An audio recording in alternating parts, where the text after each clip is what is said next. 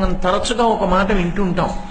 ఎవరో ఒక ఆమె వాడికి కనపడుతుంది, ఆమెను వివాహం చేసుకోవాలనుకుంటాడు. కానీ ఒకటి ఆలోచించండి, ఆ తల్లిదండ్రులకి ఒక అందమైన కూతురు పుట్టినప్పుడు ఆ తల్లిదండ్రులకి ఎన్ని ఆశలు ఉంటాయి. బాగా చదువుకుంటూ అంత అందమైన పిల్లని యోగ్యుడైన వరుడికి ఇవ్వాలని ఆ తల్లిదండ్రులు కోరుకోరా? నువ్వెవరివి కోరుకోవడానికి ఆ పిల్లని? ఎక్కడిది నీకు ఆ స్వాతంత్రం? ప్రేమే కానీ నాకే దక్కాలని ప్రయత్నించింది కామము తప్ప ప్రేమ కాదు. అది నాకే దక్కాలన్నాను అనుకోండి, దక్కితే నాకు దక్కాలి, నాకు దక్కకపోతే అది ఉండకూడదన్నాను అనుకోండి, వివర్ణం చేస్తాను, పాడు చేస్తాను అన్నాను అనుకోండి, అప్పుడు అది కామము. అది వెర్రితలలు వేసిన కామము. కామము అన్న పెళ్లి అన్నది వ్యక్తిగత విషయమో కాదో అర్థం అవుతుంది.